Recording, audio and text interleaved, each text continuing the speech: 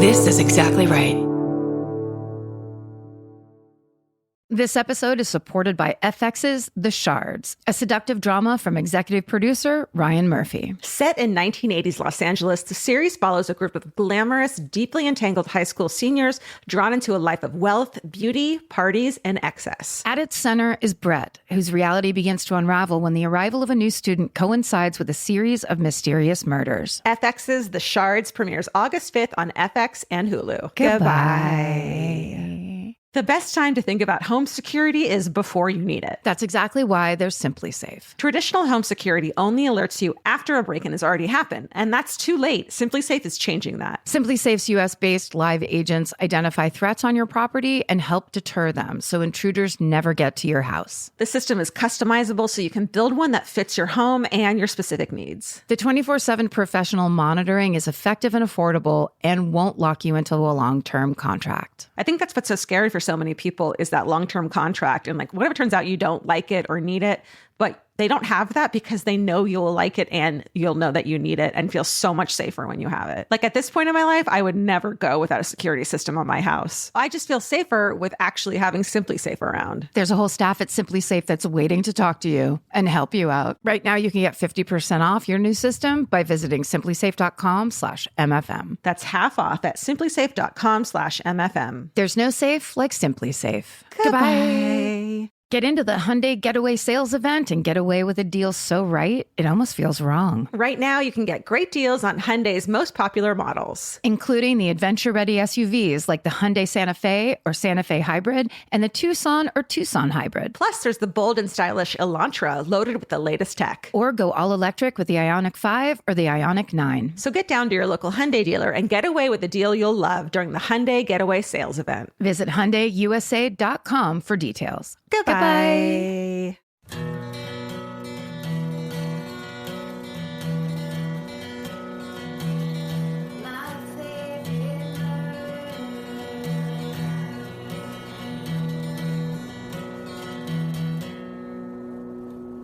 Hello. And welcome to My Favorite Murder. That's Georgia Hardstark. That's Karen Kilgariff. And the winds, they are a howling tonight. That's right. Ladies and gentlemen. They are blowing loudly. I was too scared to drive over to Karen's because we're in California. I'm not used to any kind of weather, as we Especially not a tornado. A fucking tornado came through or LA. Hurricane / monsoon. We're not meteorologists. We can't tell you what exactly it is. What we know is it's insane. Maybe we should get more wind audio. Should I open the window? I have a question. Yes. Is this earthquake weather? You know what's funny? I thought the exact same thing. Because here's why. There's a very strange marine layer in the valley. Yeah. It then began to look like a sandstorm. Yeah. Then everything turned kind of orange for a while. And I was like, oh, that's not good. No. That's something weird. What about the first My Favorite Murder earthquake that happened while we were recording? You know what? We've gone through fire. We've gone through rain. We've gone through every James Taylor song you could ever deal with. We can handle this shit. We can. Well, I'm always like, are we late for the big one? And I actually spoke to an earthquake scientist recently who was like, we're always overdue for the big one. Yes. Just like that. And big fear. The big one, the caldera in Yellowstone is supposed to blow. Oh, is it? There's lots of, and also remember that those people, the geologists and the people that study that stuff, they look at everything on like the longest timeline. Yeah. So they're like, we're overdue, but they mean like in the next 1,000 years. Right. That's what I like to remind myself is everything is by 1,000 to them. They don't deal with time the way we do. That's true. It's all a mystery. This universe. Mysterious. But you never know. That's why you have to send that text. You also go ahead. You always have to be holding on to something. That's because you never know. And you always have to screw stuff to the wall. Yes. Yeah. Put your plants on little sticky things. And I mean, seriously, right now, just outside my window, it sounds like a spooky Halloween record. Oh, it's spooky Halloween again. It's spooky Halloween. And it's happening outside our door. Yeah, it's true. Let's This should be a weather podcast. I disagree with those who say this is bad content. They're always saying don't do it, guys. The death of your podcast is talking about weather. And we say to them, go to hell. Fuck. You don't know our meteorologists' souls. That's right. Speaking of mysterious, creepy, weird things, have you been following this case of this family who died mysteriously? Yep. All together. What the fuck? In Yosemite, in the mountains, right? So this family of this lovely couple and their 1-year-old baby and their fucking family dog were found dead in the Devil's Gulch area of the Merced River in the Sierra National Forest. Just all together, right? And I'm telling you this, even though you said, maybe other people don't know. Oh, okay. Because your tone was also writing the line perfectly of asking or telling. I couldn't tell. You know what it was? So I was just waiting to see. It was reading. I was reading it. Should recognize that by now. Ouch. No, it wasn't supposed to be a slam. I know. So they have not ruled out toxic algal blooms. Algae blooms? But it's it's not algae, it's algal, it says. So but all these other toxicology reports and all these hold on, it could be extreme heat that they all just collapsed together and died. So but I don't know if they were in the water or drank the water, ruled out chemical hazards and any other kind of death. It's so mysterious to me. Sorry. And they did rule out I thought they did rule out the micro toxins and algae thing. I thought I read a thing about that. There's one, as of this article from the SF Gate from September 30th, they didn't rule out, from a week ago, they didn't rule out this one kind of algae thing. Right. Yeah. So. I think the other thing I was reading was because they're in mining country, that there's the possibility that some mine had some kind of a gas type of thing. And I have to say that it's scary, right? Because of course, the first things you think of are all extreme or, was it intentional or whatever? But then it's equally scary to think about the different ways nature can cause that. Yeah. So many ways. Yeah, it's fascinating. I don't feel like this family would have all drank the water in the river. That's not your first thing unless it was 109 degrees maybe and they ran out of water, which means the parents, the dog and the baby had to drink the water. Right. Which seems weird.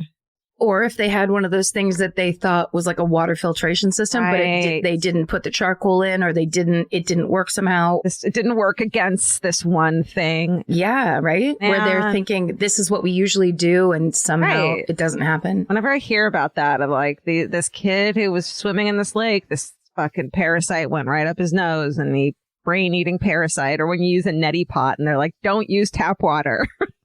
Because it'll just go right in your brain. That shit scares the hell out of me. That stuff, black mold, all that shit scares the fucking life out of me. Well, take a deep breath because it's all around us. And also that's the kind of thing where I think that's why people began to believe in fate and destiny and stuff like that, because it counteracts that overwhelming fear of life is a random series of events that you may or may not die from. Yeah. And that's just kind of the bottom terror that everybody is either completely running away from and blocking out, or somehow trying to face or somehow incorporate so that they live their lives better. Right. And more aware. So hence therapy and medication for me. Yeah. I just pictured right as I was finishing that sentence that half a tree would just come bolting through this window. You really slowed down at the end of that. Prove my point. Well, what would mine be? Oh, no. Jump in on this. There's no... You're no, thank telling everyone to let go and let God. A fucking whole tree comes right through your goddamn window. Life is a series of tragedies. It just is. It just is. Okay. Deal with it. Okay. We all have to face it. Okay. Sorry, I'm yelling. No, you're not. Speaking of what about Squid Games? Speaking of tragedy, finish the shit out of it. We could talk about it now. Isn't it amazing? Oh my God. Yeah. Did you do dubbing or did you do subtitles? We did subtitles. We were like debating it. I know you did dubbing. We thought let's just try subtitles first and see if we can handle it. I really like stuff with subtitles for some reason. It relaxes me. And I'm paying attention instead of like drifting off and thinking about trees coming through my window. I can actually pay attention to something. Oh, that wasn't my original idea. You've been thinking about that all day. I mean, the second the wind kicked up. Yeah, I think of different variations of trees coming through windows at all times. Yeah. Well, agree. And then, so my first impression, because of the pink and the green, and it looked like a video game or whatever, I was like, oh, I don't think that'll interest me because I don't play video games. Right. And I heard people are like on social media talking about how violent it is. Yeah. I don't think this is for me. But then, of course, as it always happens, a friend of mine whose opinion I really respect was like, you have to start it right now. Yeah. I will wait for you, whatever. And the writing is so good. The story is so great. Acting is amazing. Oh. We're talking about the Korean TV show on Netflix, everyone, called Squid Games. They know because it's the number one in like huge. The world.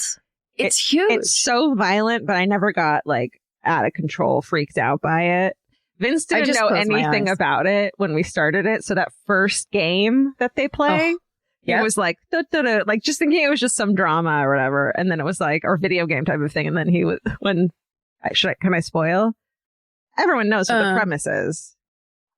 I don't know if everyone knows. Okay. I mean, it feels like everyone's watching it, right? If it's number one globally. The games that they have to get through, you die if you lose. So the first time someone gets shot, he was like, oh, wait a second. This is not what I fucking thought it was. Yes. It's fun to watch him do that over like Junior Mints or whatever. He was just like frozen Junior Mints. We already have Halloween candy in the house.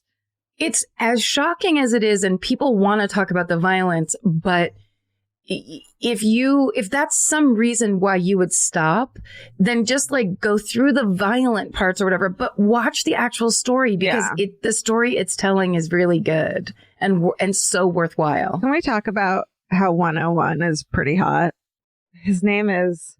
Which one is that? The snake guy, the hot, scary snake guy. Hold on.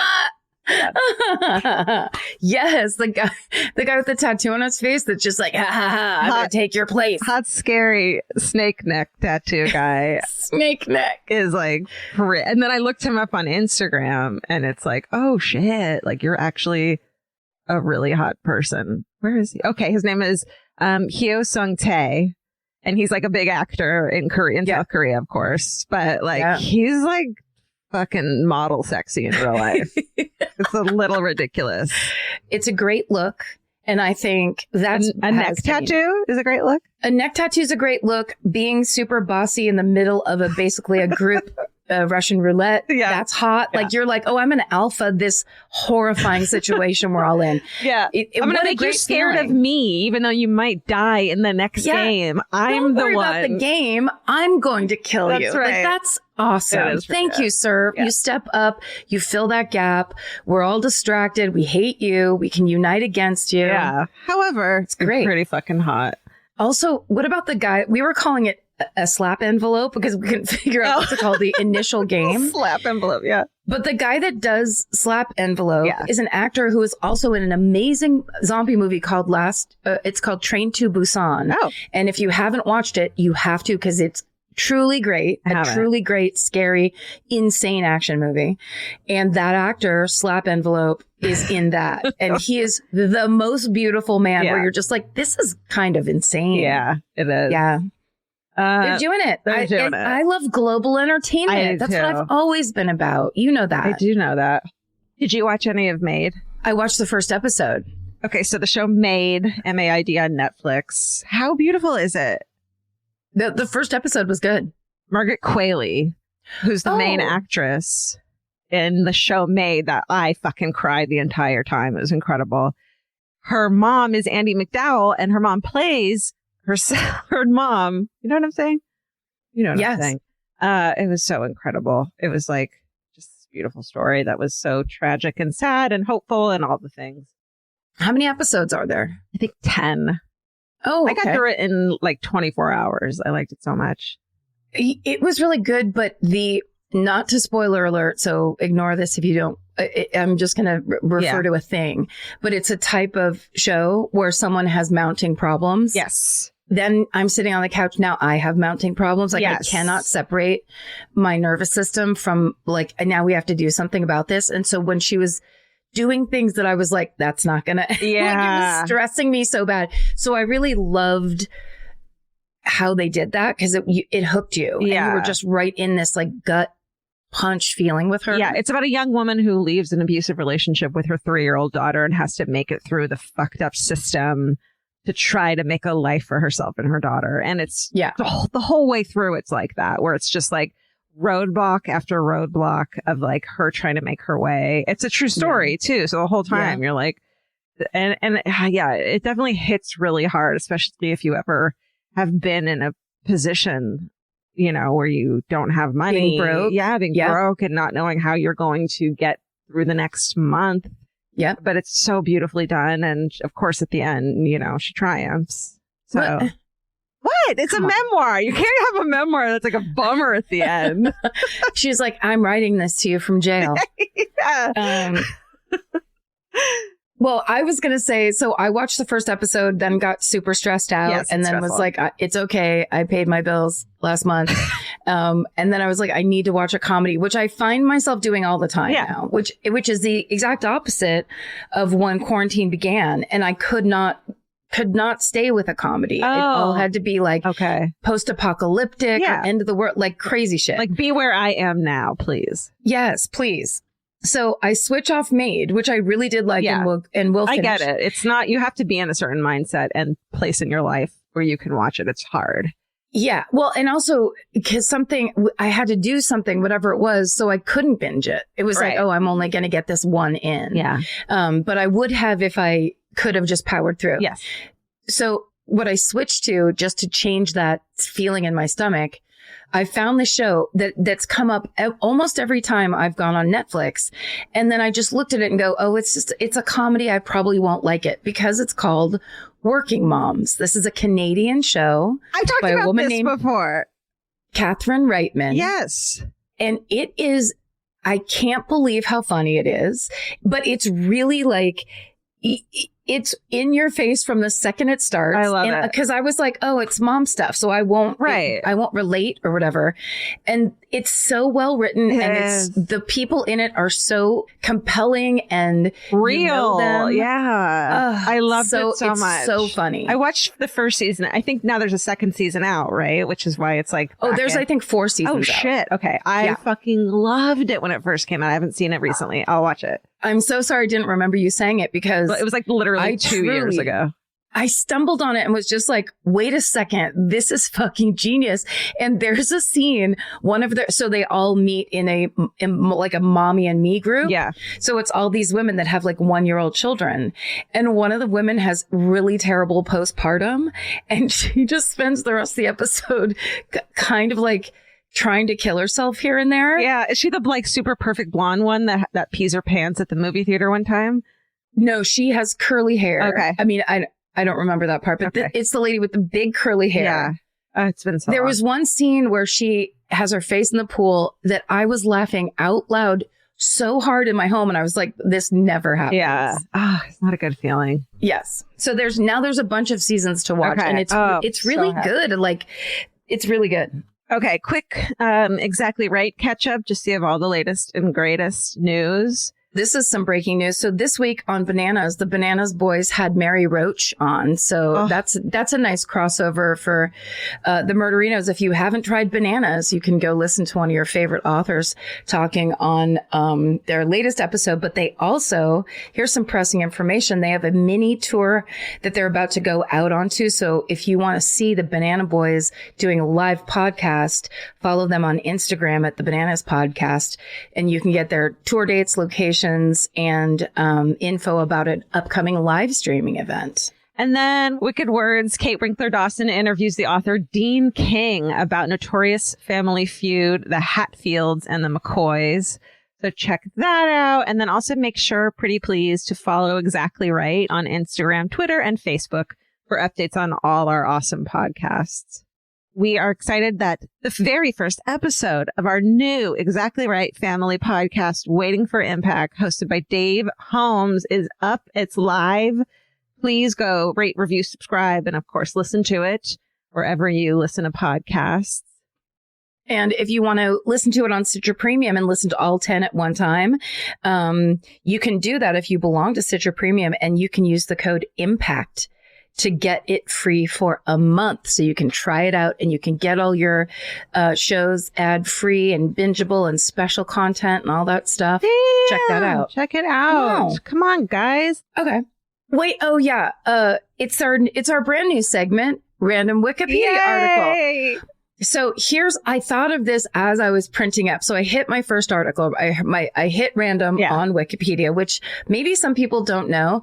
We all use Wikipedia every day, ladies and gentlemen. Have you ever given them $5 for the use and all the information it provides you? You should go give them some money, support them, so that we always have that community information service that a bunch of 8th graders work on all the time. We appreciate it. So one of the buttons you can push on the website is Random Article, and it literally will bring up a random article and teach you something brand new. So to make it truly random, so you don't think that I picked this or went through and hit random article until I found a good one, I printed up 5 random articles. Oh. So now you're going to pick, Georgia, a number between 1 and 5. Don't blow it. Scared. You have to pick a number between 1 and 5, and I will choose the article of the proper number. Okay, I'm sweating right now because I'm so nervous.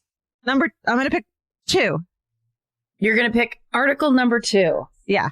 Good choice. Here's showing it to you on the Zoom. It's article number 2. Okay, there's definitely a 2 on it. She's not bluffing. And it's a nice short one. There was one that was 5 pages long. No, we don't want that. If you had picked number 1. Okay. Okay, this article, today's random Wikipedia article, is about a person named Alberto Jimenez Merino, born September 25th, 1959. He is a Mexican politician affiliated with the Institutional Revolutionary Party. As of 2014, he served as deputy of the LIX legislature. Perhaps that means like 63 or something. Sure. I just don't know. The legislature of the Mexican Congress representing Puebla. That's the entire article. Wow. That's him, Alberto Jimenez Merino. We learned something new. What's the one that you found the most interesting? Like you were like the most like, whoa, this is a cool one. There was one about I think it was the 42nd or the 45th district in Michigan. And it was all the people who were like district representatives or something. I don't know. That was the most interesting one. Well, I mean, the pick wasn't great because here's the thing. Most information is pretty standard. It's just like, here's your. Yeah. Where is it? Is it on the left? Yeah. Why don't I see it? It's down, like there's a couple blue lines that are like this, that, blah, blah, blah. Oh. It's like the 3rd or 4th one down. Oh, random article. Got it. Hit one. Okay. What do you got? Stanley Switlick, a parachute pioneer, born in 1890 in Galicia, now part of Poland. He immigrated to the United States at the age of 16, and he was a parachute pioneer. So like he developed workable parachutes? At the turn of the century? I guess so. Something about Six Flags Great Adventure in Jackson, New Jersey, and controversy, how he sold the property to them. But it was haunted. It was haunted with parachuters. I saw this one on Scooby-Doo. Yeah. His legacy is that there's a elementary school named after him in Florida. Called Parachute Valley Elementary. And the kids parachute into class every day. I have to say, in grammar school, I was in Montessori 1st through 3rd combo class. Brag. And we had a green parachute that like 50 kids, if you all put it up at the same time and you put it behind you and then you're inside the parachute. Yes. That was some exciting stuff. That's a classic Montessori thing. 70s, like 80s, kind of, we'll make our own fun, everybody. I keep hitting it. Natural peanut butter. Isn't that fascinating? No, I think what it turns out is that it's kind of boring. You're boring. Oh, Why did I say shit. that? Why did I say that? I don't know, because you had to, because it was right there. I'm so sorry that I interrupted you for random Wikipedia article corner, but it had potential to be magical. I like the idea of it. Oops. Uh-oh. Oops. I muted myself. I was like, the wind took her. The wind took her away. It had the potential to be magic. What if next week you do? Okay. What if next week you pick some? Okay. And then we'll see. I might cheat, but yeah. Okay. The right piece of furniture can completely change your room. And your life. It's amazing what one good couch can do for morale. And that's why there's Article. Article makes it effortless to create a stylish, long-lasting home at an unbeatable price. They take great care in curating their collection, focusing on pieces that stand the test of time. There's no filler. Every item is chosen for its craftsmanship, design, and lasting value. And with Article's 30-day satisfaction guarantee, you can shop with confidence, knowing that if you're not completely in love with your new furniture, you can easily return it. I recently needed to replace my old outdoor dining room table and chairs, so of course I went straight to Article. They have the Sarik outdoor dining set. I got it in khaki green. It's such a cute, like minty green. It looks so good in my backyard. I can't wait to have alfresco dinners all summer.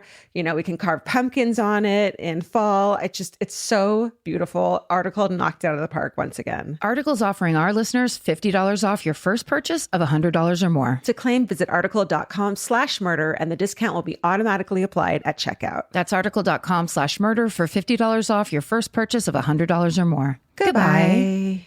This episode is supported by FX's The Shards, a seductive drama from executive producer Ryan Murphy. Set in 1980s Los Angeles, the series follows a group of glamorous, deeply entangled high school seniors drawn into a life of wealth, beauty, parties, and excess. At its center is Brett, whose reality begins to unravel when the arrival of a new student coincides with a series of mysterious murders. FX's The Shards premieres August 5th on FX and Hulu. Goodbye.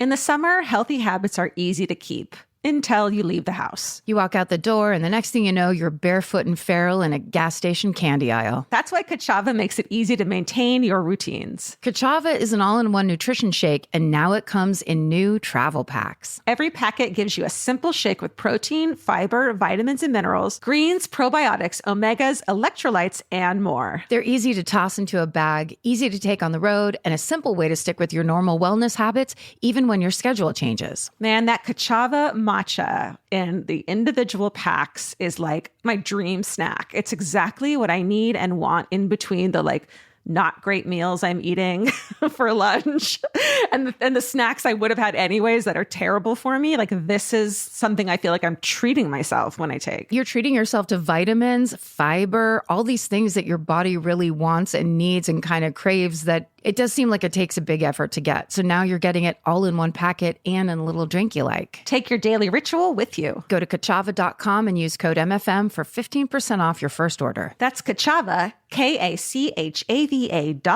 code MFM. Goodbye. So, as you know, Karen, today, October 11th, is Indigenous Peoples Day. So I thought it'd be great to cover a couple cases of missing and murdered Indigenous women that haven't gotten a lot of media coverage. Great. So the sources I use today are a Guardian article written by Hallie Golden, which I used heavily, an Independent Two-Spirit media video, an article for The Lily by Cecilia Noel, a CBC article written by Marnie Luke and Connie Walker, a Fox 13 article written by Laura Steinbritcher, and a Navajo Times article written by Arlissa Becenti, and a SikanguCBC.org article. And also, Murder Squad covered Amber Tuccaro's case back in May of 2020. So check that out if you're interested. Okay, so there's been a lot of talk lately about how missing and murdered Indigenous women don't get the same amount of media attention as those of white women. And this isn't based on opinion or conjecture. In 2018, a study found that 90% of cases of missing and murdered Indigenous women were never covered by national or international media. And a third of the stories that were covered included language that engages in racism, misogyny, and stereotyping. So according to the Urban Indian Health Institute, in 2016, the National Crime Information Center said that there were 5,712 reports of missing Indian and Alaskan Native women and girls, but only 116 were logged in the Department of Justice's Federal Missing Persons database. Out of almost 7,000. Almost 6,000, there were only 116 logged. Wow. Indigenous women are murdered at a rate 10 times higher than the national average, according to the U.S. Department of Justice. And homicide is one of the leading causes of death for young Indigenous women. And for young white women, it's like number 5 and higher. So number 1 for Indigenous women. 1 in 3 Native women report having been raped, and 86% of the offenses are committed by non-Native men. Mm. And I think I read about how a lot of it has to do with the fact that like they're in these areas where there's a lot of like mining towns, fishing towns, and places where there's a large population of like transient men that come in, and that adds to it. All right. So the first case I want to talk about is that of missing 17-year-old Kiana Klomp from the Yakutat Tlingit tribe. I'm going to do my best, and I looked up all the pronunciations, but it's inevitable that I'm going to screw something up. So apologies. Will you say her full name again? Yes, it's Kiana Klomp. So Kiana's mother, Terry Duchesne, told The Guardian that her daughter has been missing for a year and a half, and there hasn't been a single article about her disappearance. And she's not exaggerating. As of this recording, there are no articles about Kiana. There's only missing person alerts that give Kiana's description and a brief summary of when she was last seen. So through those alerts and an interview with Terry, I was able to find that on March 22nd, 2020, Kiana's father dropped her off at work, who she worked at a Papa John's, and she and her dad had gotten into an argument. He leaves, and so Kiana decides to run away from home. At first, she stays with friends in Post Falls, Idaho, or in nearby Spokane, Washington. And then she starts staying with a man who her mom, Terry, describes as being a sexual predator. Kiana disappears after staying with this man, and she hasn't been seen or heard from since. When Terry finds out that her daughter has been reported missing, she leaves her home in Alaska and heads to Post Falls. She speaks to the police, who tell her they've done everything they can and that you can't find someone who doesn't want to be found. Not getting the help she needs from police, Terry reaches out to the media, but they don't respond, and she feels, quote, left out and unimportant. Because Kiana's case receives no media attention, Terry spends months putting up flyers and posting on social media.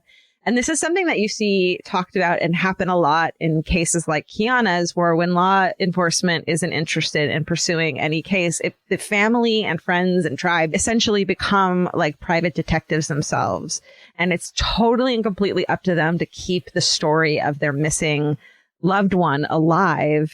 Otherwise, it would just fade into obscurity. No one would ever talk about it. And they call the detectives every day and every week. And if they didn't do that, there would never be any follow-up, any information given to them. So they have to become private detectives essentially on their own. So more than a year and a half later, Kiana still hasn't been found, and Terry is still desperate to find her daughter. Kiana loves skateboarding and shopping, and Terry wants Kiana's story to be shared.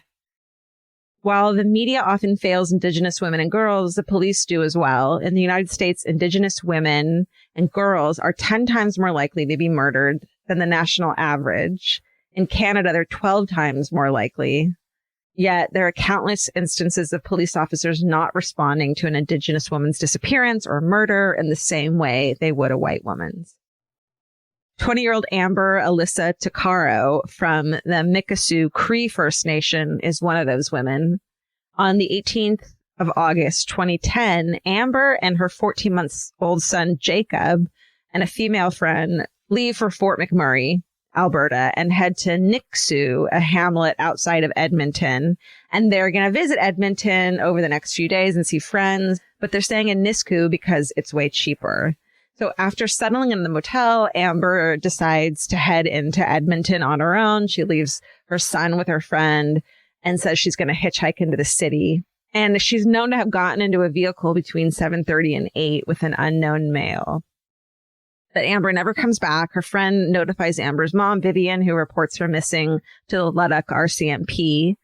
And the police asked Vivian if Amber has ever gone missing before. Vivian says no. And the police just say maybe she's out partying. And she'll call or whatever, like blow it off completely. Vivian's adamant that her daughter would never just run off and leave her son, but police completely downplay Amber's disappearance. They don't take it seriously. And less than 3 weeks later, on September 4th, a media relations officer with the Leduc RCMP tells the local newspaper, quote, "We don't have any reason to believe Amber is in any danger. We know she's in the Edmonton area." So the next week, police take Amber off the missing persons list, even though no one has seen her. So they actually don't know what they just said. Police then destroy all of Amber's personal property that had been left behind at the motel, even though no one had fucking seen her. When Vivian asks why they took her off the list, even though no one's seen her, they don't have an answer. And Vivian spends the next month getting Amber back on the list. So almost 2 years later, Amber's case is being handled by RCMP's CARE unit, which investigates unsolved homicides and cases of vulnerable missing persons. Then on October 28th in 2012, that CARE unit releases a recording of Amber's last phone conversation, because it turns out while she was in the car with whoever picked her up hitchhiking, her brother called her from prison, which means that the call was recorded. So the conversation lasted 17 minutes. The police released 61 seconds of it to see if anyone recognizes the man's voice. It's an unknown male. And in the short recording, you can hear Amber defensively questioning where the man is taking her. She's like, she can tell he's not taking her to Edmonton, even though he said he was going to. And it's on speaker. She's like, you know, yo, what, like, she goes, yo, we're not going to the city, are we? Like, where are you fucking taking me? I can tell this is not where we're going. He's like, no, we are. We're going to 50th Avenue. Like, trying to convince her they are. And she repeats the information he's giving her to her brother, but you can tell in her voice.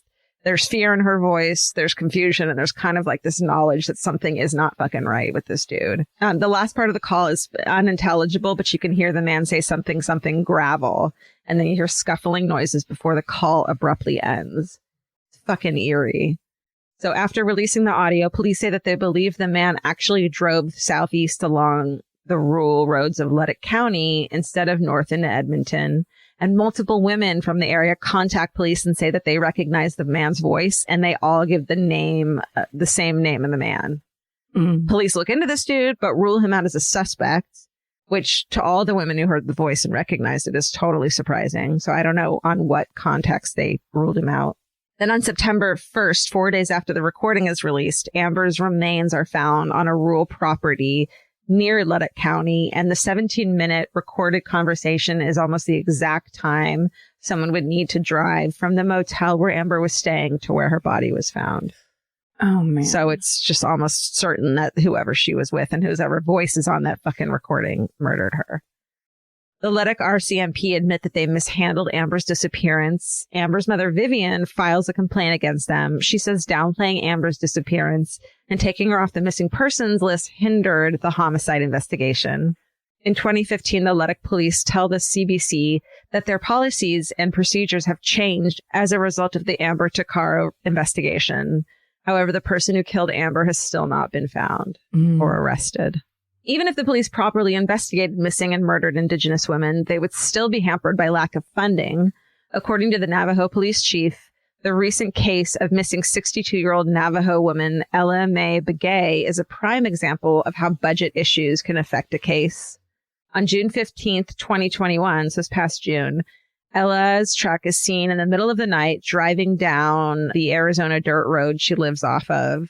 Later that day, Ella's family realizes Ella and her truck still aren't home, and it's completely unlike Ella, who's a caregiver, a beloved elder and matriarch of the Dene Navajo tribe, and a talented master rug weaver. It's unlike her to leave in the middle of the night. And especially during COVID, which she took very seriously, she rarely leaves the house during the day even. So in the middle of the night for the 62-year-old woman to just take off is weird. She's reported missing. And by 4:35 p.m., a missing persons alert is released by police. The next day, Navajo police start looking for Ella. They start around her house, which the Navajo Times describes as one of the most remote areas on the reservation. It's far from the main road with no markings for where to turn, and people often get lost just trying to find her house. And so from there, the search expands, leading to other states even. Mm-hmm. On June 20th, Ella's disappearance is listed as a homicide, and her case is transferred to the FBI, but her family wasn't notified of this change. They had to find out about it on social media. Oh, my God. And of course, her family's upset with the Navajo Police Department for not providing updates and not bringing in enough help, and allege they don't have the proper training to find Ella. And her family starts conducting their own searches and following leads. As of this recording, Ella and her truck are still missing. However, a 21-year-old man has been named a person of interest, and he's been arrested on unrelated charges in the meantime. And it's not clear, you can't find any information as to how he's connected to Ella. So Ella's family is unhappy with the Navajo police, of course, but Chief Philip Francisco says his department did all they could before the case was transferred to the FBI. He says many people are quick to say outside departments should help the Navajo police investigate, but all departments are understaffed and underfunded. He says there's also a major lack of support from the Navajo Nation Council. For example, when it came time for funding, he asked about buying a helicopter to help with missing persons cases. It was verified that the department needed a helicopter and that they met the funding guidelines. But when $714 million worth of funding was released, the Navajo police only received money for hazard pay, which Francisco had already been paying with other funds. He says the council did give him money for personal protective equipment, but that was after he'd already figured out a different way to pay for them. So there's just a lot of juggling going on. Along with budget issues, there are ongoing struggles that continue the pattern of structural violence against Indigenous people. This includes lack of emergency services, Amber Alerts, counseling, and family services. There's also a lack of overall community awareness and education. And to make matters worse, there's poor communication between federal, state, county, city authorities, and tribal authorities. There is some positive news in order to help alleviate some of these struggles. In October 2020, what's known as Savannah's Act became public law. It's also known as the hashtag MMIW Act, and it, quote, aims to improve tribal access to federal crime information databases and create standardized protocols for responding to cases of missing and murdered Native American women. The act was nicknamed after 22-year-old Fargo, North Dakota resident Savannah LaFontaine Graywind, who was a member of the Spirit Lake Sioux tribe, who was murdered in August 2017. The act will clarify responsibilities between agencies responding to cases of missing or murdered Indigenous people, increase coordination and communication between agencies, and give tribal governments resources and information that's necessary to respond to cases of missing or murdered Indigenous people, and will increase the collection of data related to missing or murdered Indigenous people. There's also a big issue about how Indigenous women are entered into the system, because a lot of times they're mislabeled as Hispanic or white, so these numbers aren't able to correctly be processed. Mm-hmm. So, of course, this is a huge problem. There's, it's very slow moving, any kind of solution. But there is hope that Savannah's Law and the MMU can help speed them up. And there are many ways people can help missing and murdered Indigenous women and girls. You can attend vigils, sign petitions, reach out to lawmakers, join social media campaigns like the We Care MMIWG. You can educate yourself through organizations like the National Indigenous Women's Resource Center, that's from the U.S., and the Native Women's Association of Canada. Both offer extensive education materials as well as options to donate. And there's also a documentary called Sisters Rising about this issue. The documentary is by Willow O'Farrell and Brad Heck. And that is just a couple of the many, many cases of missing and murdered Indigenous women that are not getting enough press and media coverage. Great job. Thank you. I mean, we've known, since we've started this podcast, this is one of the things that our listeners have talked about, and that is a major concern, especially when we tour up in Canada. Yeah. It's a thing that people who follow true crime are very aware of. Yes. But it is, I think more and more people are starting to talk about it more in the mainstream, even if it's just the story of how these numbers are, the discrepancy is so high and it's so imbalanced. Yeah. And that has to change. Yeah. Like the white woman syndrome is real and true and needs to be, the only cases getting extensive coverage in the media, which, they need it too, of course, but it's these blonde, pretty white women. And those are the ones who get these crazy media blitzes. And meanwhile, not a single word is said about, all these cases that happen all the fucking time. So, yeah. So to do our little part to help, Karen and I are donating $10,000 to the Missing and Murdered Indigenous Women USA organization, whose number one mission is to bring the missing home and help the families of the murdered cope and support them through the process of grief. So you can check them out on mmiwusa.org. And if you by chance have any money, which we know lots of people are strapped these days and it's really hard, but even if you give like $5, $10, just something to kind of acknowledge that you realize what a huge problem this is, that has to change. Like people just have to start putting their energy toward figuring out how to change it. Absolutely. Yeah. Yeah. Great job. Thank you. What a great way to commemorate Indigenous Peoples Day. Thank you. It's really important. Yeah. I feel like it's like the very literal least I can do. So. Yeah, but I think sometimes if that's the mindset you have toward it, it's also easy to just go, and doing nothing doesn't matter. Right. So I think this is like one of those topics that's a tipping point where it's like, it really has to change. Yeah. And I think, it's great to talk about it. And it's not the least you could do. It's like you put together a series of really good stories and a bunch of information that a lot of people would not have known and wouldn't be aware of. And I think everything doesn't have to feel like this, how it feels on social media, where it's people shaking their finger and saying, you're wrong or you didn't know. It's like, no, it's about spreading awareness and spreading action if there's any action that you could possibly take. Yeah. And becoming educated on it and not denying it when someone brings it up too. Yeah. Not getting defensive or like, to me, we all observed in the Gabby Petito case what intense attention and not just like local, it was just like immediately every major network. Yes. And we can see that now. There's no denying it. There's a certain kind of woman that will garner that attention every time. We all know it and we've seen it. And I thought it was so incredibly generous when her father spoke after her remains were found. And he basically said that there are other people that should be getting this kind of attention. Yeah. And they don't. Like, what in that time, what an incredibly noble and beautiful thing to say and acknowledge, because it's not saying, it doesn't take anything away. Right. People clearly cared about her going missing, and we can care there. We have the capacity to care for many more people. Yeah. Let's spread this around instead of focusing on one person. Yep. That's really amazing.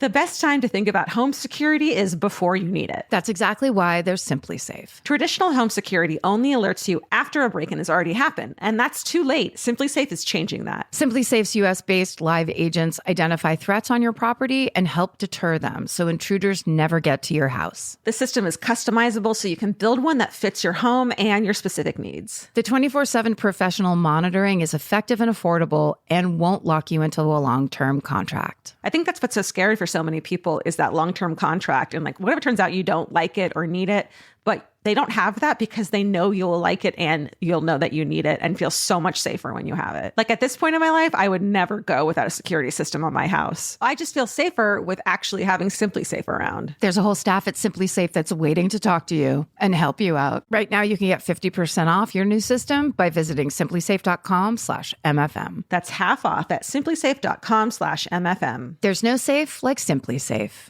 Goodbye. This episode is supported by FX's The Shards, a seductive drama from executive producer Ryan Murphy. Set in 1980s Los Angeles, the series follows a group of glamorous, deeply entangled high school seniors drawn into a life of wealth, beauty, parties, and excess. At its center is Brett, whose reality begins to unravel when the arrival of a new student coincides with a series of mysterious murders. FX's The Shards premieres August 5th on FX and Hulu. Goodbye.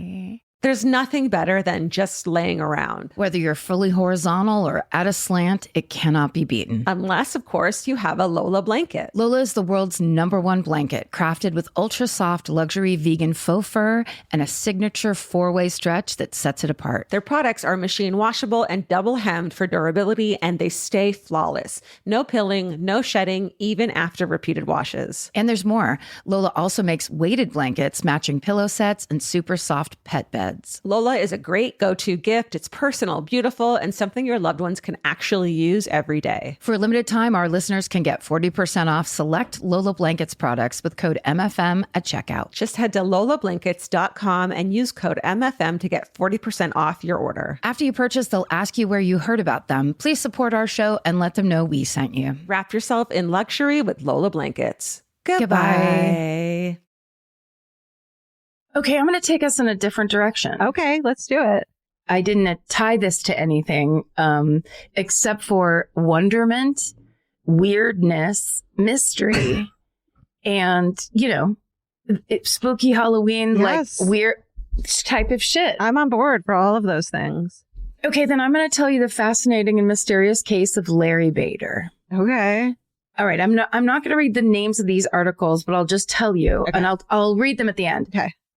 So there is a Life magazine article by a journalist named Chris Wells. There is a Mental Floss article by a journalist named Jake Rawson. There's an article in the newspaper The Dispatch by journalist David Smothers. And of course, Wikipedia's wonderful Lawrence Joseph Bader Wikipedia page. Okay, so I'll read those article names after. But let me tell you, this starts on the morning of May 15th, 1957.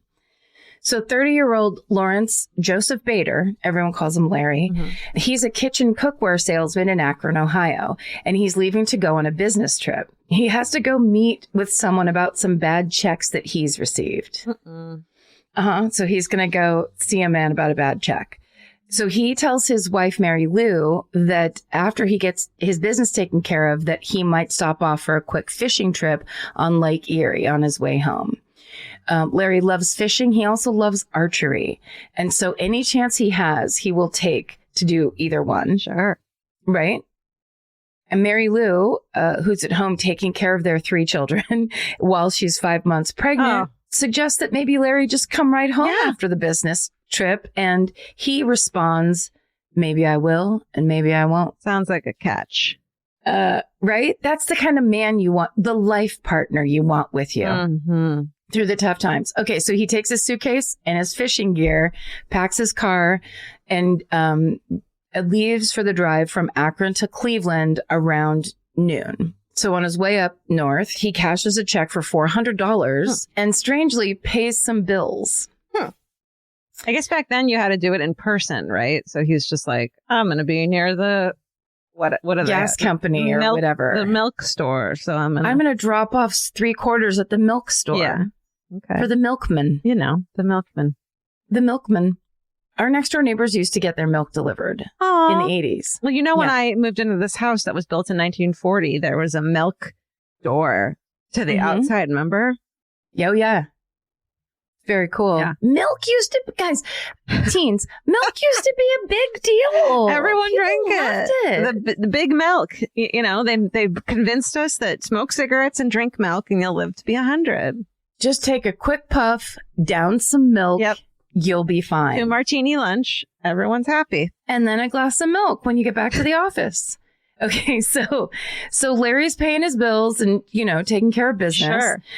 And one of those bills is an installment on his life insurance policy. Okay. Will this come up again? I wonder. Probably not. No, don't. You've got to believe. Okay, so once he arrives in Cleveland, he handles his business.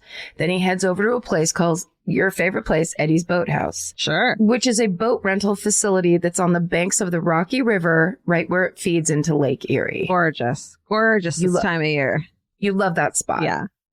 So I looked up on Cleveland.com what the weather was on May 15th, 1957. Damn, researcher. I mean, it's fun. I don't know. I just love to put things into the Google bar and see what comes up. Listen, here at My Favorite Murder, one thing we can promise you is that this is a weather podcast. And we always will report that weather, Always. whether it's today or in 57 in Akron. That's right. In the future, in the past, we'll tell you the weather. We don't care. We want to talk about That's it. right. The wind has died down a bit, just listener. Good to know. Okay, so on Cleveland.com, it said that May 15th, 1957, the high was 79 and the low was 43. How does that happen in one day? I think it's because that's how they do spring. Like, it's still snowing in April. Okay. And then they're just coming out of it and things are getting cracking at the beginning of May. But okay. So probably by the water, it's a little colder than. Well, it's Cleveland. So it's not the weather at Eddie's Boathouse. I'm sorry. It's just. Well, I want Eddie's Boathouse's weather. What did it say on that little thermometer with the flowers that they have on the wall? I looked up Eddie's diary. Okay, so basically, on this day, the mid-afternoon skies are cloudy. Mm. And so the guy that owns Eddie's Boathouse, his name is Lawrence Kotler, and he warns Larry, this is Lawrence warning Larry, that a storm's coming. Larry, a storm's a brewing. Larry, it's me, Lawrence. You have to listen now. Listen up now. A storm's a brewing. So Lake Erie's is apparently a shallow lake that can be tough to navigate. And so a storm would make the waters incredibly dangerous. Then it's all chopped up and crazy out there. Larry doesn't care. So he plans on being back before it's dark. And he tells Lawrence that he's confident he can handle the water until he gets back.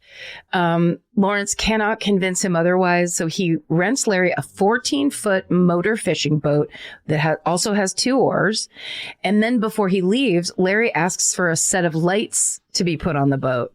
And Lawrence is confused because Larry said he was going to come back before dark, which is 4 hours away. Mm-hmm. But Larry insists upon getting the lights. So Lawrence is like, whatever, bro, you're a pain in my ass. Listen, get the fuck out of here. He sets him up. He's like, I warned you as many times as I could. Due diligence, done. Fuck off. Done. He wiped it. Lawrence wiped his hands. He fixed his ascot and he went back to the counter to help the next person. Mm-hmm. So a while later, it's close to sunset and the winds begin to kick up as Lawrence foretold. As was foretold. Farmer's Almanac. Yeah. So then a member of the Coast Guard sees Larry out on the water and he calls out to him, offering some help to get him to navigate back to shore. But Larry dismisses him and continues on. Larry, let me give you a hand. No, go fuck yourself. That's Larry to the Coast Guard. What How dare you? Yeah. How about thank you for your service every once in a while, Larry? That's right, Larry. Okay, so the next morning, May 16th, Larry's rental boat is found in Lakewood, Ohio's Perkins Beach, on Lakewood, Ohio's Perkins Beach. Mm-hmm. This is 5 miles down the shore from Eddie's Boathouse. And there's minor damage to the boat. It has a scratched hull. It has a bent motor propeller. It's missing an oar. But other than that, there's no sign that the boat capsized. The life jackets are still on board, as is Larry's fishing gear. But the gas can's empty and the suitcase is gone. And Larry is nowhere to be found. Larry. So as soon as this empty boat is discovered, of course, his wife, Mary Lou, is notified and they start to search for Larry. The Coast Guard, they circle Lake Erie and the surrounding shores for 2 months. Whoa. Straight? 2 months, hoping to find him either alive or dead. He never turns up. Authorities don't hold out much hope. They know that those choppy waters make it virtually impossible to survive for a few hours, let alone days or months without a life jacket. Being in the water. So the 2 month search turns up no leads. And in 1960, Mary Lou Bader's petition to have Larry legally declared dead is made official. Okay. So now it's 8 years later. Okay. February 2nd. Well, not from when this happened, not from when Mary Lou's thing became official. I just did the math. From when this happened. So 8 years later from when Larry disappears. Okay. It's February 2nd, 1965. And an old Bader family acquaintance is at a sporting goods convention in Chicago, Illinois. And he sees something he cannot believe. Yeah. A man who looks just like his old friend, Larry, Except for this man has a mustache and an eye patch. But aside from that, he's like, that's fucking Larry. That's that's your fucking, what's it called? Disguise? Yeah. Do you remember that little puppet thing that you could, this is so 70s that you might be too young for it, but it was a little guy that you could put disguises on his head. So it was like he was bald. Oh, Mr. Potato Head. No. Yeah. I remember Mr. Potato Head. Yeah. All potatoes are bald, Karen. No. This guy was a little evil looking guy. It was almost like he was a villain. You could make him all different kinds of villains. So there was like a monocle you could stick in front of one of his eyes and a mustache. I love it. Goatee. You could snap hair, like Beatles hair onto his head. You should beat him for Halloween. That's a great idea. Isn't it? Okay. Did you find it? No. Hold on. Steven, did you find it? Is it Hugo? Yes. Yeah. Hugo, man of 1,000 Show faces. Georgia that picture. Oh, he's scary. Oh my God. That is the most terrifying doll I've ever seen in my life. Look at those disguises. Wow. It looks like he's from Star Trek. And yes. And he's going to kill you and your entire family. Because he has a blue tunic, right? Yes. He's a blue tunic. Oh my God. Okay. That is the most terrifying fucking doll I've ever seen in my life. Isn't that hilarious? Yes. It's like, give this to your nephew. Yeah. Have Merry nightmares Christmas. for the rest of your life. Okay, so let's not lose sight of the fact that this friend of the family looks across the room and a guy who was declared dead 5 years before he thinks is standing across the sporting goods. Yeah. Whatever you call it, conference, convention. Yeah. Hugo. That is a nightmare. That is a nightmare. What a perfect example of what the 70s were like for children. Totally. Hugo is that in a nutshell. Yeah. We'll post the picture for everybody. So the acquaintance is looking across. He sees a ghost. He's Hugo. Out. It's Hugo. Mostly the main reason that this guy is positive it's Larry Bader is because he's standing at an archery booth at this sporting goods convention. Very incognito, Larry. Very incognito, but everyone knew he loved fishing and he loved archery. Yeah. So it's just like, you're standing right there, the place you love. So this old acquaintance runs and calls Larry's niece, 21-year-old Suzanne Pica or Pica. He swears up and down that he's seen Larry at this convention, and he tells Suzanne to come to Chicago right away to see it for herself, which I live for. I live for you ring. Yeah. Pick up the phone. I think I'm seeing your dead uncle at this thing. Drive to Chicago right now. Yeah. Isn't that the most exciting? Drop everything. Like, come and do a stakeout with me at a sporting goods convention. Just come. Follow him now. Just get your ass here. Yeah. It's the mid 60s. So there's no cell phones. No. This is all payphone shit that they're doing. How about for your next birthday? You have to wait by the home phone. I call you and set up we'll do a stakeout. Maybe I could do like a treasure hunt for you. Like all planned out. Yeah, but I don't want to do any of that kitty bullshit where it's fake. I need you to find a relative that I think is dead. This is the key. It's literally, it's me calling you and just being like, your uncle that your grandma lost 8 years ago. Your grandma's 110 now. So my grandma died. And she loves archery. And she's right here. Come watching her do it and I'm like, in her house coat. Grandma Thelma? And I get there and you're like, I was lying. And she's like, no, honey, I have an eye patch. It's not me. Okay, so she does it. She drops everything. I wrote, drop everything and drive to Chicago so we can spy on a one-eyed ghost archer. Did I tell you I got an archery kit during COVID? Did you really? I think so. You must have told me. Okay. But, I mean, did you use it? Not yet. Do you want to talk about it? That's why I think I got it, but I'm not positive because there's a lot of weird shit in the garage that I bought late night on Amazon. It was just like, I'm going to get into this now. And one of them is I got a punching bag. I think I got an archery kit. All sorts of things. It's been weird. All sorts of stuff from camp. I did archery at camp every year. They were big into archery at the camp. I went to Camp St. Andrews. Yeah. And it was super fun. And I was kind of good at it. I liked it. Yeah. I got it rad. a little bit. It's fun. Okay. I'll set it up for next time you're over here. Be careful. They're probably like Nerf archery. I'm gonna guess. You have to figure out how many Ambien you were on when you ordered it. What level of Ambien was it? Okay, so Suzanne's stunned to get the call. And of course, as I wrote, probably stoked and feels alive for the first time in years. So she does it. She makes the trip. They track down this, the mustachioed patch eye man. She is convinced it's her uncle, Larry Bader. She's sure of it. She walks right up to him and says, "Pardon me, but aren't you my uncle Larry who disappeared 8 years ago?" And the man laughs, says his name is not Larry and that he isn't anyone's uncle. Now, and my comment on this is, I absolutely agree with his approach. If someone walks up to you and is like, "Oh, I'm sorry, aren't you Georgia Hardstock?" "No, I'm not. Sorry. Even if it's you me? Must be mistaken." Okay. Nope. Never admit it real time. You don't know what those people want.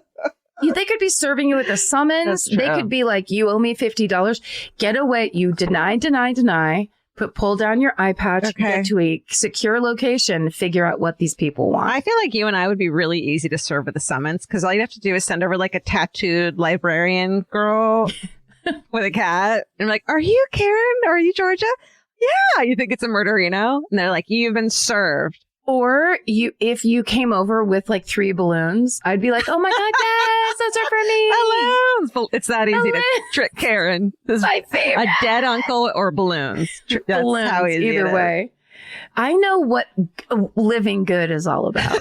Clearly. Stakeouts and balloons. Okay, so this man introduces himself to Suzanne, and he says that his name is Fritz Johnson, and that he's a sports director at local TV station in Omaha, Nebraska. So Suzanne isn't buying it. So she calls her dad and her uncle, who are Larry's brothers. They fly out to Chicago to confront this man as well. Damn. In mid-60s. Yeah. They have to like call up Pan Am on a rotary phone. You have to get dressed up. Like you have to get so dressed up. Yeah. Oh, my mom used to get so mad. She would see me in a sweatsuit leaving for the airport. And she'd be like, "You're not wearing that on the plane." You're like, "Yeah, on Southwest? Yes, I am." Yeah, Mom. They don't give a fuck. No one cares about anything This anymore. is how the fucking flight attendants are dressed. They have jean shorts on. Like, what do you want? Put your girdle away, ma'am. It's over. Okay. Okay, so the brothers go, and so basically the family confronts him.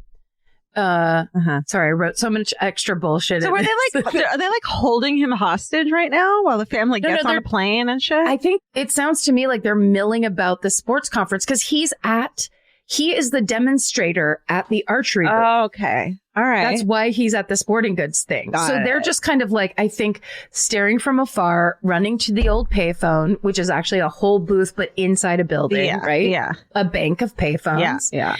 People are flying, but they're also, it's from Ohio, so I don't think it's the craziest distance, right? Yeah. Ohio to Chicago. What's that? 9 hours? Couldn't be more than 9. Okay. So, Fritz keeps his cool no matter how many times Suzanne or Larry Bader's brothers confront him with the fact that they know for a fact it's him, Larry Bader. This man argues, "No, I am Fritz Johnson." After a long back and forth, Larry's brothers ask Fritz to go with them to the police station to get him fingerprinted. Uh-oh. Because Larry Bader was in the Navy, so they know that they'll be able to access Larry's old prints and compare them to Fritz's fingerprints from now. Okay. Fritz agrees. They all go down to the local precinct. What? And the next day, it takes a full day. The next day, Fritz gets a call from the police station. The results are in, and it turns out the fingerprints are a match. Fritz, Larry, Johnson, Bader, one guy. Dude, why would he go? Why would he be like, yeah, I'll meet you guys there? Screeches off. Why would he go? Okay. Yes. Put that on your whiteboard. It's there. Because that's a question to consider and remember. Okay. So let's talk about Larry Bader just a little bit. He was born and raised in Akron, Ohio. Run-of-the-mill boy. He loved the outdoors. He wants to be a dentist like his father when he's growing up, but then he gets into school. He can't get good grades or doesn't get good grades. Wait, he's a real boy? Larry Bader? Yeah. Oh, I'm sorry. I thought you were talking about Fritz. Sorry, take that out. Go on. He's a real boy. I thought you were Yes, telling I'm me about to tell you the story of Pinocchio. Okay, leave that in because that was classic. No, we're talking about Larry Bader, the guy that went on the fishing trip. Got it. While he did some business on the way to I'm here now. Cleveland. I'm here now Okay. with you. So we're just giving a little background on that guy to kind of like fill in the blank. Beautiful. So he wants to be a dentist, can't get the grades. So instead, he drops out of high school. He joins the Navy when he's 17 years old in 1944, serves 18 months. When he gets out, he gets his GED. He enrolls in Akron University in 46, and he gets a job at a hamburger stand on campus so he can make ends meet while he's going to college. Mm-hmm. But again, his grades are bad, so he ends up flunking out in one semester. Larry. Woo! I've been there, Larry. We've lived it, Larry. Yeah. He keeps working at the hamburger stand, though, and while working there, he meets a student named Mary Lou Knapp. They start dating, and they get married on April 19th, 1952. So Larry and Mary Lou have 3 kids, Mary, Lawrence Jr., and Stephen, and the family settles into a nice neighborhood in Akron called West Hills. On a hamburger flipper salary? That's how Well, you could do it back then, kids. For real. I mean, we were all living off the fat of the land. Yeah, when your boomer grandparents tell you to fucking pull up your bootstraps, kick them with those boots. Don't kick They had don't no kick your idea. grandparents. But Please don't kick your grandparents. That's crazy. Also, do you have boomer grandparents? I guess they do. yeah. Yeah, this was quite a time. But that was actually his problem. They moved into this nice neighborhood, but he didn't have the money to actually live there. So now he needs it. He has to get a new job. So he starts working as a cookware salesman for the Reynolds Metal Corporation. Okay. I believe the people who brought you Reynolds wrap, but I'm not sure. Well, that would make sense. It's a guess. One of Larry's friends describes him as red-blooded, beer-drinking, all-around nice guy who could talk your ear off and you'd love to sit and listen to him. Oh, your dad. Right? For real. But this friend makes a point to say that although Larry, of course, likes fun, but he isn't wild. He's definitely a family man. Okay. So even with Larry's slight pay increase, he's falling behind on bills. Their mortgage is $17,000. Seems like a lot back then. Yeah, huge amount back then. 4th kid on the way. And then, of course, he's got this huge life insurance plan so he can't, he makes $10,000 a year, so he can't cover expenses. Oh. And that makes it all the more suspicious that he would use what little money that he has to raise that life insurance plan to $40,000 a year, or $40,000 payout. Right. With a double indemnity clause in case of accidental death. Oh, honey. Shortly before. And he does that shortly before he leaves for that business trip. Right. Okay, so now let's talk about Fritz Johnson. Fritz Johnson, on the other hand, is the life of the party. So this guy shows up on May 18th, 1957 at the Round Table Bar in Omaha, Nebraska. And just so you know what we're talking about, that's 740 miles west of Rocky River, which is where Larry was last seen. Wow. Okay. But he shows up there 3 days after Larry's disappearance. Okay. And Fritz Johnson is wearing a sport coat and a jacket, which is similar to the outfit Larry had on the last time he was seen. I feel like every man back then, you slept in Very that. true. It was your pajamas. Was he wearing a fedora and a blazer and a tie? Oh, yes, that guy. And penny loafers? Definitely. I saw 1,000 of him on the street. Okay, but he also was carrying a suitcase and a Navy bag and a bartender's guide. And he had come to the Round Table Bar looking for a job. He introduced himself to the owner, Mike Chiodo, as Fritz Johnson. He flashes his Navy ID to confirm it and explains that he was recently discharged from the Navy after a 14-year stint because of a back injury. And that stint included tours in World War II and in the Korean War. So Fritz explains that he took time to travel after getting out of the Navy, but now he's staying down at the Farnham Hotel near the bus station, and he needs a job. He has prior experience bartending at clubs while he was in the Navy, and he believes he'll be a good fit at the Round Table Bar. So he gets the job, and he quickly makes friends with the locals. When he's asked about his odd name, Fritz explains he was an orphan in Boston. And he was one of 22 boys at an orphanage. They were all named John Johnson, which is Fritz's actual legal name. What? But they all were called different nicknames. So depending on who you ask, the nickname Fritz was either given to him at the orphanage because he reminded everyone of a character from the 20s comic strip Cats and Jammer Kids. So there's a character named Fritz. Okay. Others were told that he got that name from his fellow naval officers because of his short haircut that made him look like a German soldier. But either way, Fritz is so committed to being called Fritz that he lists himself as Fritz on all of his bills, and he signs his checks Fritz. Okay. Just Fritz, like Cher. Stick with it. Oh, sure.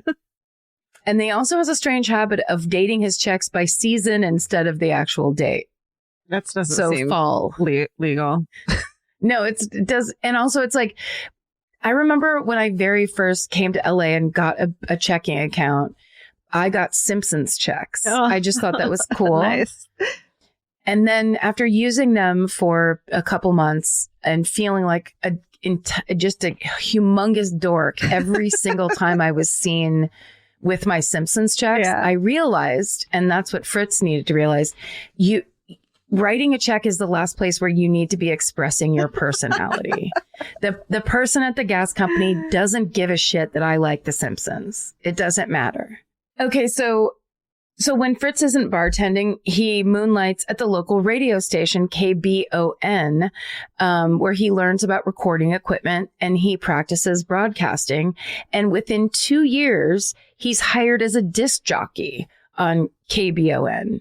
And then he earns local celebrity status. So everyone knows who Fritz is because he's a DJ at the local radio station. He sounds completely opposite of that guy, Larry, who was kind of a fuddy-duddy.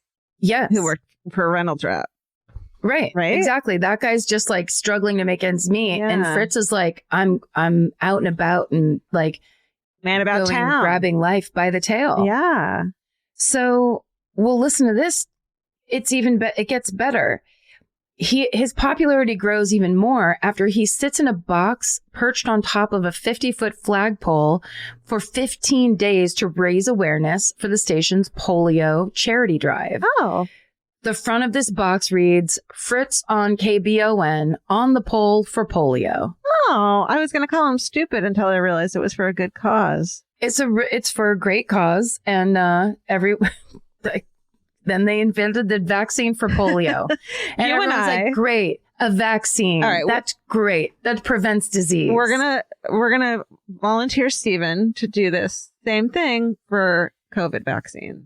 So get up there. Okay, so his friends swing by the pole. They hoist up martinis in milk bottles for him. And when he finally comes down... Wait, there's some martinis and milk. Were you kidding? No, that's literally what happened. We were just talking about martinis and milk. I know. That's weird. But it sounds to me like they used milk bottles, but they poured martinis in. There was no milk involved. Gross. Unless they didn't rinse them. Ew.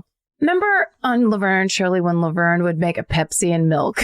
No, that's disgusting. It's so gross. That show is so funny. Oh, God. Okay. So basically, his friends make sure that he's feeling no pain while he sits up in a box, raising awareness for polio.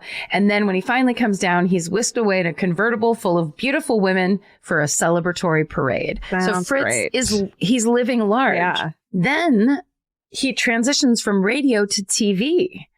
So he takes a job as the sports director for the local TV station, KETV. Fritz, much like Larry Bader, has a deep love for archery. He competes and wins several regional championships in and around Omaha. And he's hired by a Nebraska archery supply company to attend the sporting convention in Chicago to demonstrate and promote their equipment. So that's how he ended up at that convention. You think he'd be lying a little low, right? Well, you'd think. But I bet there's more to the story. I'm going to go ahead and go out on a limb and get, hello, mister. There's his photo. That's him being handsome, like a TV guy. Oh, he's old-timey handsome. Yeah. Pencil thin mustache. Oh, pencil thin mustache.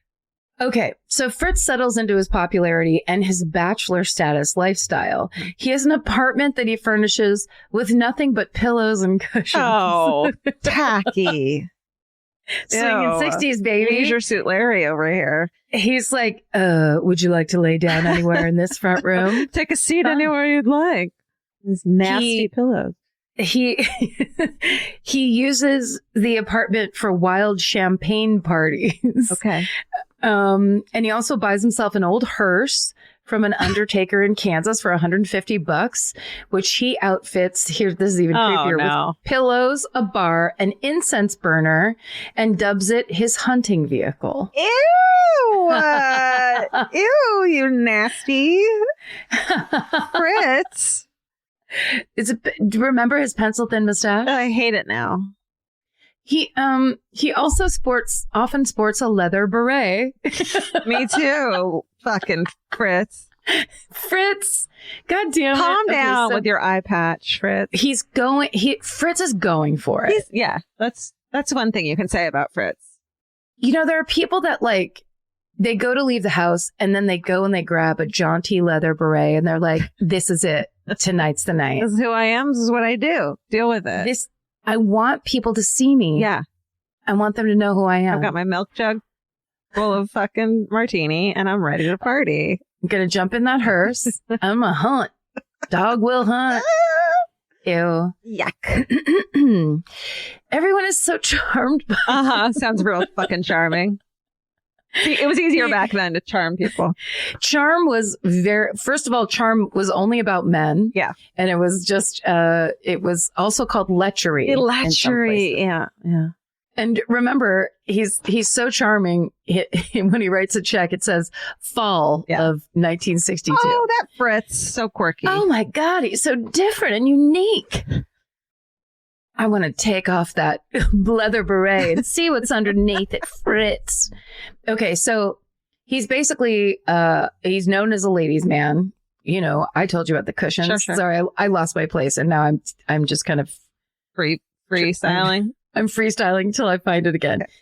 But it's more than his flamboyance that charms his friends in Oklahoma. In Omaha. Where are we? Jesus Christ. But it's more than his flamboyance that charms his friends in Omaha. Okay. It's his persistent, fun-loving spirit and his willingness to always listen to a friend in need. One of these people later told Life magazine, the only times I ever saw him depressed were when his friends were in a jam. Huh. There's also a certain rebellious spirit to Fritz's independence. He once told his friends, quote, all my life I've had people tell me what to do. In the Navy, in the orphanage. Well, now I'm going to do what I like to do. That's right. You heard me. I'm Fritz Johnson, and I'm going to do what I want to do now. Daggin' nabbit. I'm going to audition for Auntie Mame.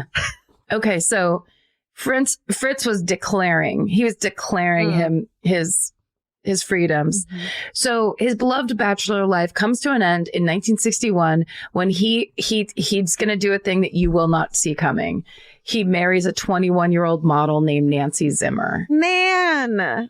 Nancy. Talk about unique. Talk about a different type of man. What a rare bird. So Nancy this is actually very nice. She has a 4-year-old daughter from a previous relationship. Mm-hmm. Fritz adopts that baby, and later Fritz and Nancy have a child of their own, a baby boy. Mm-hmm. So they settled down to a nice little family. Okay. So in 1964, Fritz goes to the doctor and he gets some bad news. He has a malignant tumor that's developed but behind one of his eyes. Mm. He has to have the tumor removed, which saves his life, but he loses the eye. Oh, it's not just a disguise. Okay. No, it's not just a Hugo situation. He actually needs the eye patch. Okay. I'll let him have it. Yeah, he has earned it. Okay. But even still, he's quoted as saying that he's having a ball and he's never been happier in his whole life. Right. So when those fingerprints come back and the news hits that Fritz and Larry are the same guy, everyone's world is rocked, especially Fritz Larry's. So by his account, he's got more than 30 years of memories as John Fritz Johnson, and he has absolutely no recollection whatsoever of being Larry Bader. Huh. He later says, quote, it was like a shock. Up until that moment, I had no doubt that I was not Larry Bader. But when I heard that, it was like a door had slammed and somebody had hit me right in the face. Wait, so he's sticking with the story that he had no fucking clue Yep. that he's lying? Well, I had no idea I was lying. right? It's not a good, here's the thing that I always am on the lookout for. Like that phrase, I had no idea I was not Larry Bader, is a double negative Yeah. that actually doesn't make you seem very honest when you say it. Yeah. What, just say what you mean directly Right. Okay. is my advice to Fritz. Definitely. He can't hear me. Okay. Weekend, though. It's worse news for the widow, Mary Lou Bader, Yeah. who has thought this whole time, she's gone through the grieving process. She learned how to function as a single mother with 4 kids. Then she believed she was a widow. She had begun dating other men, and she had just accepted a marriage proposal from her very serious boyfriend. But because Mary Lou is a devout Catholic, she can't divorce Larry. Fuck And that. so she has to go back to her marriage that she thought was long over. I'm going to vote no on that. I'm going to go ahead and... Does my vote count right now? I mean, spiritually it does, Okay. for sure. I'm going to say, Mary, go live your best life. Mary, Your husband's It's a just dud. not- it's also just not fair because she must have had her doubts that it was intentional or that, that quote of maybe I'll come back and maybe I won't. Maybe she actually thought he did take his own life. Maybe she thought that, but I can't imagine back then thinking like he skedaddled. You know what I mean? I mean, what did she think? What a horrible reality to then live in and just be like, well, I bet she didn't have that much time to consider it. Right. Because she had to fucking raise 4 children alone. Yeah. It's intense. Okay. So she believes she has to break things off with her new fiance and honor her existing marriage. She ends up telling Life magazine, I just wish it wasn't true. We'd become adjusted. We'd adapted to and accepted his death. It was just, wrong that this had to happen. You're right. You're right. So meanwhile, Nancy, the young model, she vows to stick by Fritz regardless of the fact that their marriage is now null and void, and regardless of the fact that his name is not Fritz. So these sticky familial matters aren't Larry/Fritz's only problem. There's a matter of the Social Security payments that Mary Lou's been receiving since Larry's death, which has been $254 a month, as well as the $39,500 she's received from his life insurance policy, almost all but $500 of it, which all of that has to get paid back now that he's alive. That's on him, not on her. It should be.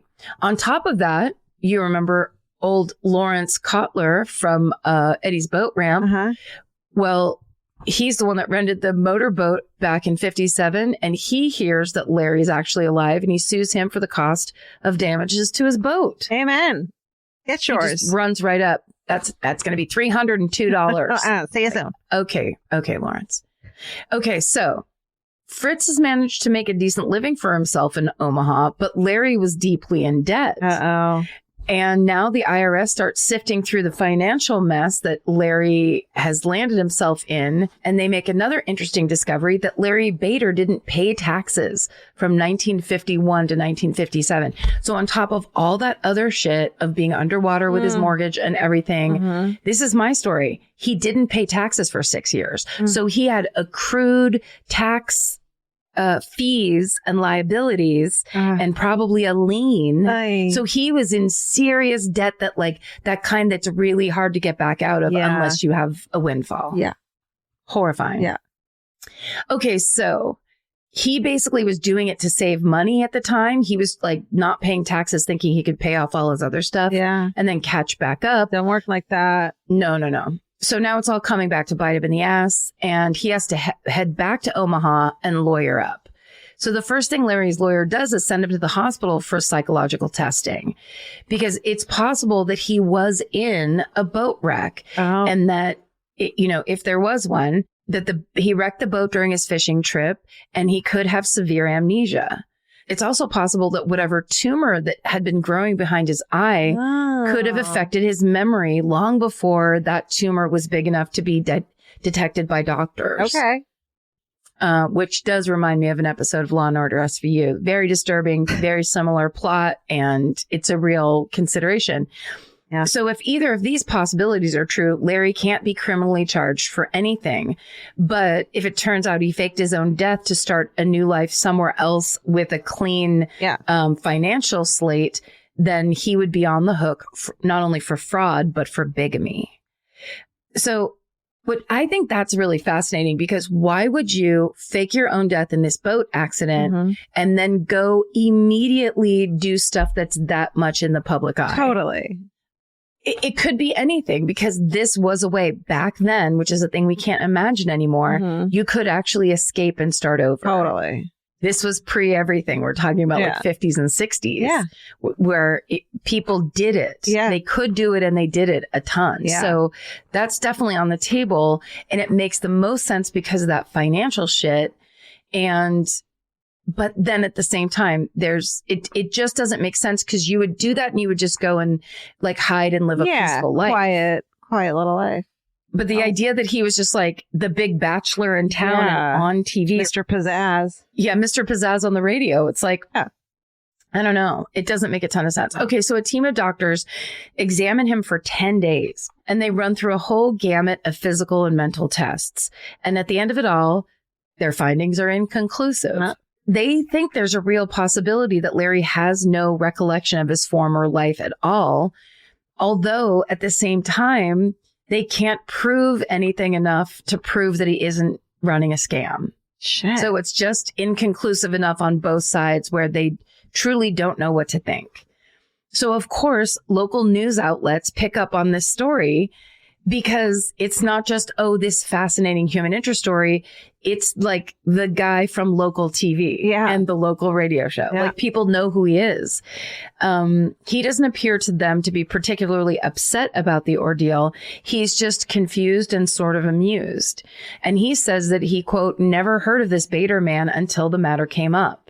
And while he acknowledges that both he and Larry Bader do look similar and they love archery, he continues to maintain that he is John Fritz Johnson. But people back in Akron who knew Larry since he was a child are suspicious. Yeah. One childhood friend reported that Larry and all his siblings were spoiled, and that they would go to daddy whenever they wanted money. So that Larry or his siblings never really developed any real work ethic. His college acquaintances blame his poor scholastic performance on that hamburger stand job he had, saying that he devoted all of his time to making a quick buck at the restaurant instead of playing the long game and focusing on school. And even his own father is quoted in Life magazine as saying, quote, "I can't put my finger on it, but there's something about this that stinks." His dad is ratting him out. No wonder he wanted to be someone else. Yeah, for real. That's so my dad, too. It's like, I don't know. I don't buy it. You're like, Dad, my arm was cut off. See? Dad, please don't talk to the press about my thing. Okay, so mounting debt that Larry's facing certainly doesn't help the situation. One of his old neighbors believes that Larry, quote, wanted to be a high liver and a swinger, end quote, which is something you can't really achieve with a wife, kids, and crushing debt. Plus, Akron isn't exactly an open town it's not as open in Akron as it is in Omaha. You know how it is. Although, remember how cool Omaha was when we toured there? I did like it. It's a truly cool town. It is very cool. I bet it has been for a long time. So basically, all of Fritz's various stunts, like the hearse and the champagne parties and, of course, the leather beret, they'd be frowned upon in Akron. He would never be able to do any of those things. So there is the possibility he just went and started the new life he really wanted. Okay, so Fritz always keeps his story consistent. There's no proof that he was running a scam. There's no charges that are ever filed against Fritz Johnson or Larry Bader. In fact, his doctors recommend that he try not to access any of his former memories as Larry Bader, because the very act of trying to remember could cause him severe psychological damage. Come on. right? You just rest your pretty little head and keep up with this fucking bullshit. Please rest your pencil thin mustache on this little block of wood and take it easy, Fritz. Lay down on one of your many cushions. Oh, Fritz. When pressed by reporters about this matter, Larry says, "My God, don't you understand? All of a sudden, I find out that 30 years of my life never happened. You see, I really do have 30 years of memories as Fritz Johnson. What am I supposed to do with those 30 years? Throw them out the door?" Mm-hmm. That quote kind of in and of itself makes me go, I don't know. I'm on the fence still. Yeah. So even though there's no legal recourse for Larry, his life as Fritz is over as he knew it. Unsure of what to do with the bizarre double life or amnesia due to eye tumor situation, station KETV drops him as their sports director. He gets the only job he can as a bartender, but now he's only earning $100 a week. Half of that goes to Mary Lou to support the 4 kids that he has with her. Another 20 goes to Nancy to support the 2 kids he has with her.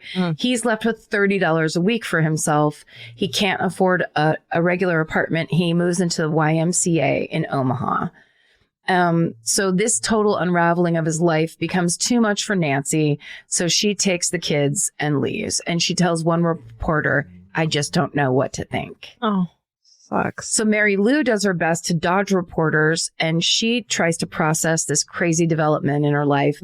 But in August of 1965, she agrees to take the kids to meet up with Larry in Chicago to try to hash things out. They have a cordial conversation. No matter how much Mary Lou tries to jog his memory, Larry maintains that he has no memory whatsoever of their life together. Wow. So, Jesus Christ. Right? So Mary Lou actually is hopeful that Larry as Fritz will come around. And then I just wrote in all caps, "Girl, literally anyone else in the greater Akron area." There's plenty to choose from. But the next year, 1966, Mary Lou's hopes are dashed when the same cancer that took Larry's eye returns, and Larry Bader, or Fritz Johnson, dies on September 16th, 1966. They hold 2 services for him. One is for Fritz at the First Methodist Church in Omaha, Nebraska, and then the next day, the body is buried at the Bader family plot at the Holy Cross Cemetery in Akron, Ohio. Oh my God. Both Fritz and Larry are conclusively gone, but the mystery of whether Larry Bader had amnesia or just ran away from his old life and abandoned his family to become Fritz Johnson will never be definitively solved. And I'll just read you these article titles. "The Man with 2 Wives, Amnesia or Hoax" by Chris Wells for Life magazine. "The Man Who Forgot Himself, How Presumed Dead Lawrence Bader Invented a New Life" by Jake Rawson. That's Mental Floss. And "The Strange Case of John Fritz Johnson," which is the David Smothers article from the Dispatch newspaper. And that's the story of Joseph Bader. Larry Joseph Bader. I want to call bullshit 100%, but that tumor gives me a little squeak of doubt, but just the tiniest. Yes. Otherwise, I Tiny. think he's the biggest fucking bullshitter ever. Or it's like, what if it is some strange combination of like all of those things? Like he wasn't happy, things were going badly, blah, blah, blah, you know. Yeah. Like he just wasn't it's a little bit of this. The way he normally had thought before he had this tumor. Yeah, like it'd be interesting if we knew anything about the human brain. Because there's, you know, it's like there's different areas where your like short-term and long-term memory are held. So if there's a possibility that wherever your long-term memory was somehow being pressed by that tumor or interfered with in some way. Wow. Tumor scientists, email us at myfavoritemurder@gmail.com and let us know. Tumor scientists, quick Q&A. Is it too much? Yeah. What if I then submit my x-rays to the tumor scientist? No, but I was going to say, is it too much of a coincidence that the debt, it's not like he walked away from just a plain old regular life. Well, maybe the stress exacerbated something. We want to hear stories of personality changing tumors, essentially. I mean, yeah, it's fascinating. And I just also think it's weird because he was so famous. Yeah. Like it's just like such a fascinating story that I would have thought I would have heard before now. Totally. Yeah. Very interesting. Yeah. Great job. Thank you. That was twisty turny. I want answers. I want a Hugo doll. All for myself. I wish I could erase that from my mind with the tumor. My mind. I wish I could have amnesia about ever seeing Hugo. How dare you? How dare you do that? Hugo will come to you at night and he will make you pay for That's those the comments. problem.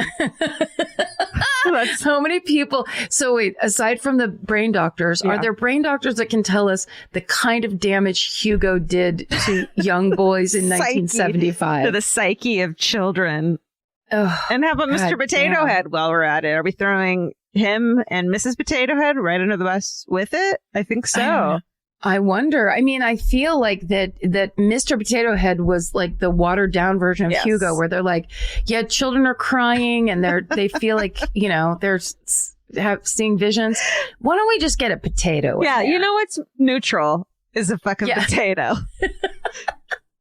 It's neutral. It's a nice start. Let's just we'll call it a potato head, Mr. Potato Head. Like, just throw it out there as soon as possible. Let's get those kids. Let's get those nightmares reversed.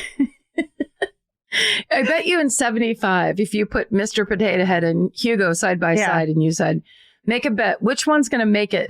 Which one will people still know about in 2021? I bet some scientists could do a study that when Mr. Potato Head came out and Hugo was taken off the market, the children needing psychotherapy went down. It plummeted. And so they were like, okay, well then we're just going to get this latchkey kid thing going and that'll get us back up to where we need to be. Stranger, danger. Let's get it started. Let's go with that. All right. Cool. I think we did it. I think we did our job this week. I do too. We thank you guys for listening to our stories and our blabbering and that was a real highs and lows, but I think it was good. I think that was a good episode. I think that's what you can expect from My Favorite Murder. And if you don't know that by now, I don't know what to tell you. Oh, first, if you don't know that by now, welcome. Thanks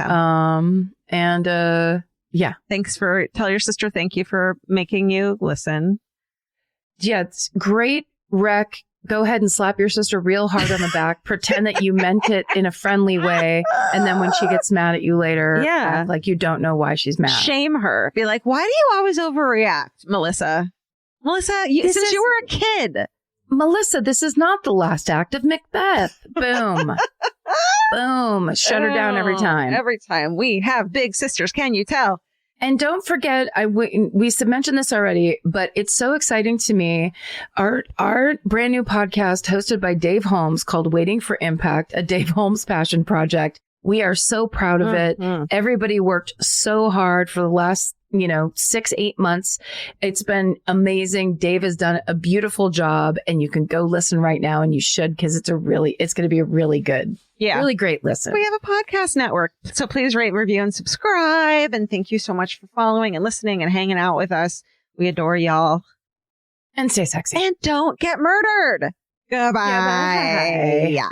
Elvis, do you want a cookie?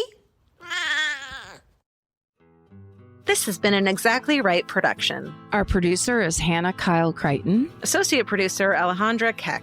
Engineer and mixer, Steven Ray Morris. Researchers, Jay Elias and Haley Gray. Send us your hometowns and your fucking hoorays at myfavoritemurder@gmail.com. And follow the show on Instagram and Facebook at My Favorite Murder and Twitter at My Fave Murder.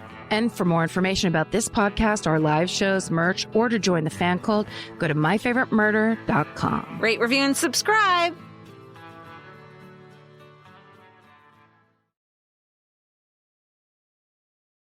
The best time to think about home security is before you need it. That's exactly why there's Simply Safe. Traditional home security only alerts you after a break-in has already happened, and that's too late. Simply Safe is changing that. Simply Safe's US-based live agents identify threats on your property and help deter them so intruders never get to your house. The system is customizable so you can build one that fits your home and your specific needs. The 24/7 professional monitoring is effective and affordable and won't lock you into a long-term contract. I think that's what's so scary for so many people is that long-term contract. And like, what if it turns out you don't like it or need it, but they don't have that because they know you'll like it and you'll know that you need it and feel so much safer when you have it. Like at this point in my life, I would never go without a security system on my house. I just feel safer with actually having Simply Safe around. There's a whole staff at Simply Safe that's waiting to talk to you and help you out. Right now, you can get 50% off your new system by visiting simplysafe.com/MFM. That's half off at simplysafe.com/MFM. There's no safe like Simply Safe.